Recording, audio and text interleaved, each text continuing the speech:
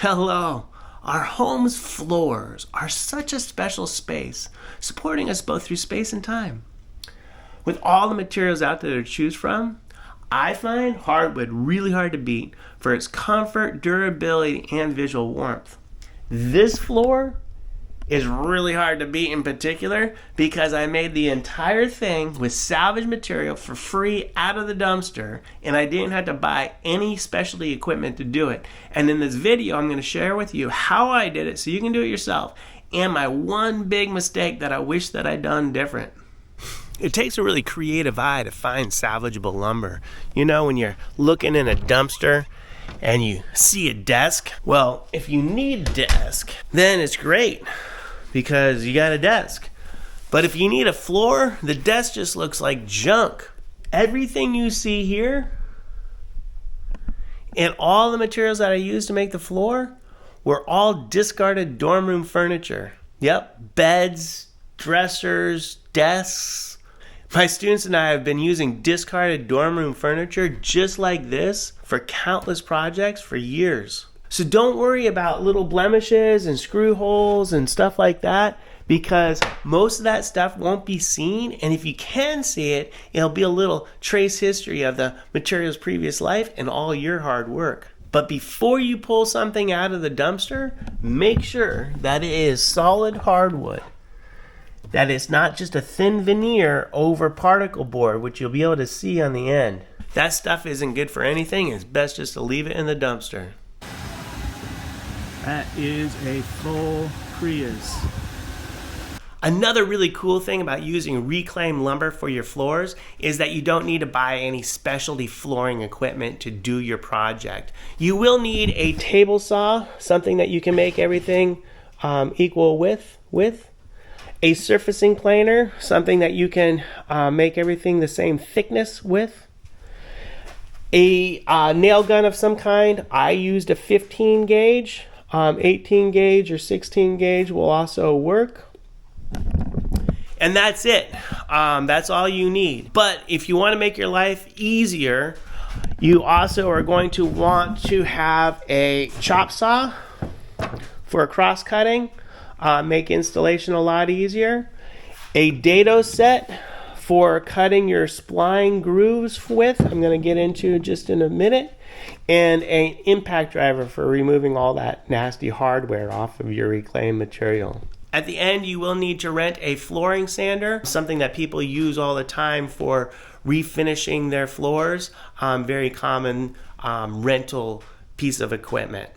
Now that you've got yourself a bunch of your reclaimed lumber and you're going to start processing it, the first thing to do is to get rid of all of the hardware and screws. Check all the holes and make sure that there's not a broken off screw or nail in any of the little holes.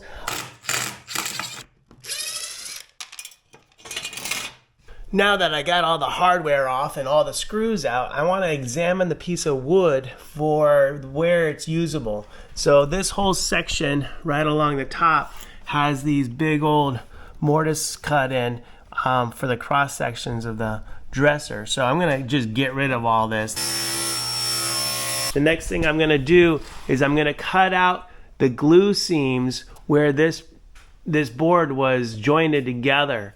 And you can see in the end grain, there's a glue seam right here. There's a glue seam right here. So from that one dresser side, I got 3 boards that are 3 inches wide. I have one board that is 2.5 inches wide and one board that's 2 inches wide. You would do that to all of your material, making them all the same width in piles before you would go on to the next step, which is to use the surfacing planer to make everything the same thickness.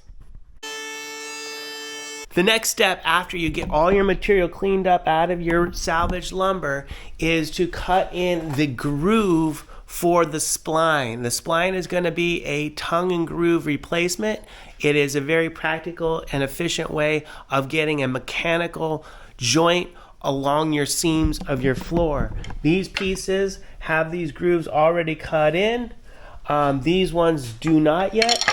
And this is how the spline works, is you have your grooves cut along your floorboards, and then a spline, which you just cut out of your offcuts, and then that fits in, creating a tongue-like quality to your floorboard, and then they fit together, physical mechanical bond that will hold your floor flat. Cutting the groove for the spline is much easier to do with a dado set, and I'm going to show you that in 1 second.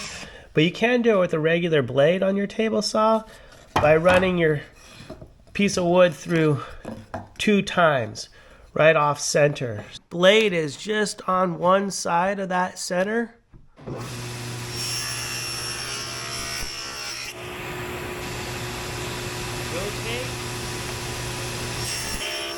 And I missed slightly. You'd want to make sure that that fin's not there. Now let me show you how I like to do it with replacing the blade and putting in a dado set.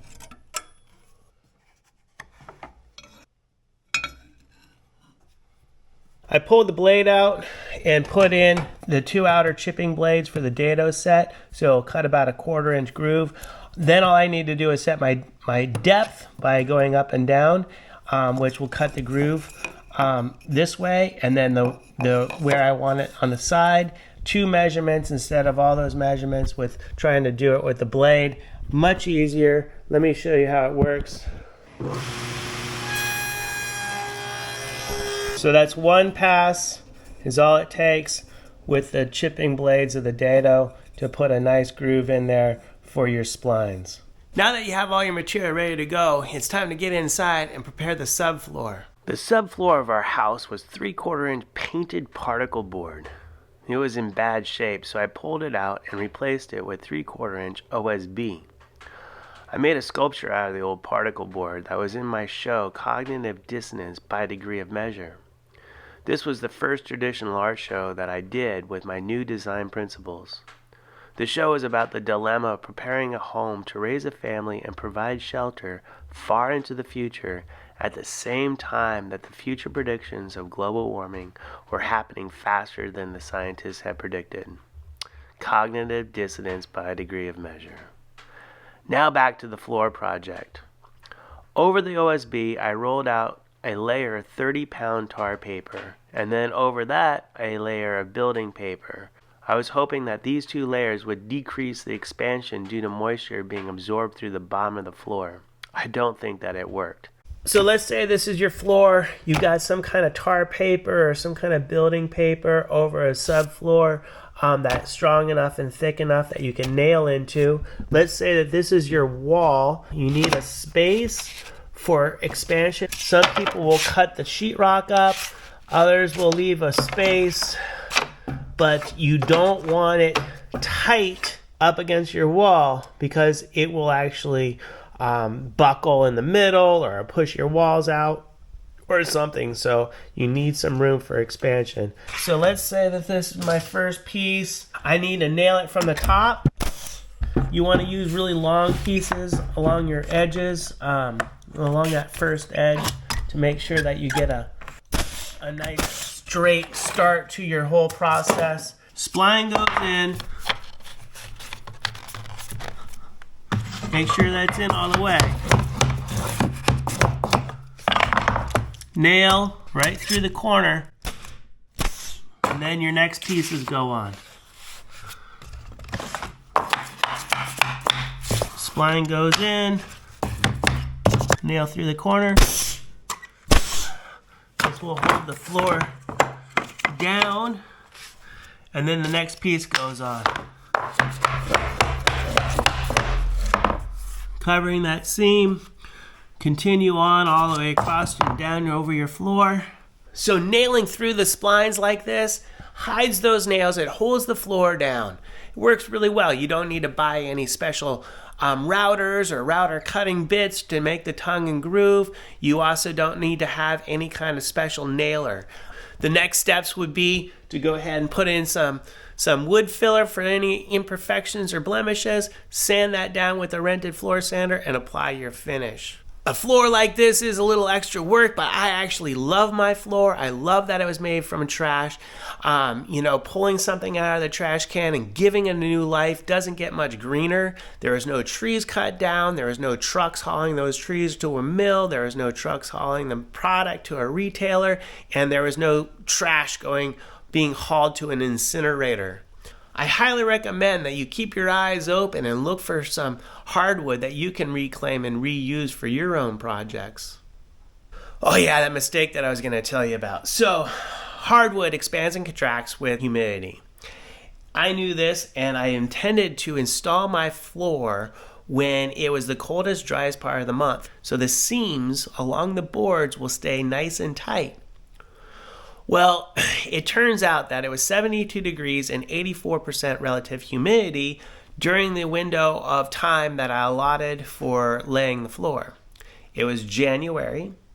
Cherry blossoms were blooming. It was a little crazy. Well, I should have waited, but I didn't. And now when it gets to be the driest, coldest parts of the winter, there's little seams that open up because the boards are shrinking just a little bit more. So if you are going to lay any hardwood floor, I highly recommend that you wait until it is the driest possible time. That way your seams will stay nice and tight in the winter. Oh well. So as far as this material, I think I'm going to make it into a kitchen counter and maybe some shoes. So make sure you subscribe so you don't miss out. And please hit the like button because it really helps get the word out there. And thanks for watching and good luck with all your greenhouse gas emission projects.